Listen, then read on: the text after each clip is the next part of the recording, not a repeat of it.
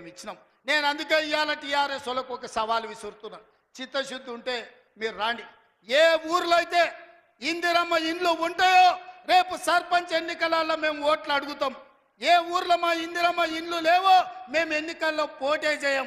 నువ్వు నీ double bedroom ఇండ్లు ఉన్న ఊర్లలోనే నువ్వు పోటీ చేయాలి. నీకు దమ్ముందా? నేను సూటిగా సవాలు విసురుతున్నా. శ్రీనివాస్ రెడ్డి గారిని కూడా సవాలు విసిరమని చెప్తున్నా. మా దామన్నను కూడా తోడుండమని నేను విజ్ఞప్తి చేస్తున్నా.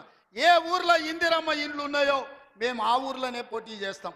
ఏ ఊర్లో డబుల్ బెడ్రూమ్ ఇండ్లు ఉన్నాయో గా ఊర్లోనే బీఆర్ఎస్ వాడు పోటీ చెయ్యాలి. దానికి సిద్ధమైతే మా సవాల్ని స్వీకరించి మాట్లాడు. నువ్వేం చేసినావు, మేమేం చేసినావు ప్రజలకు అర్థమవుతుంది. అందుకే ఇవాళ ఆర్టీసీలో బస్సు అయినా, ఆడబిడ్డలకు 200 యూనిట్లు ఇంటికైనా, 500 రూపాయల సిలిండర్ అయినా, యువకులకు 55,000 ఉద్యోగాలైనా, 21,000 కోట్ల రూపాయల రైతు రుణమాఫీ అయినా, రైతు భరోసాలో మళ్ళొక్కసారి సూటిగా కిషన్ రెడ్డి గారికి, బండి సంజయ్ గారికి, కేసీఆర్ గారికి, కేటీఆర్ గారికి నేను సవాల్ విసురుతున్నా. 12 ఏళ్ళు మోడీ పాలన మీద, 10 ఏళ్ళు కేసీఆర్ పాలన మీద, 12 నెలలు మా పాలన మీద మేము చర్చకు సిద్ధంగా ఉన్నాం. నేను మా సోదరుడు దామోదర్ రాజనరసింహ గారు మేము చర్చకు వస్తాం. తారీఖు చెప్పండి, ఏ సెంటరో చెప్పండి, ఏ సెంటర్ అయినా మేము తయారు. మీరు సిద్ధమైతే రాండి. ఎవరు ఏం చేసిండ్రో చర్చ చేద్దాం, తేలుద్దాం.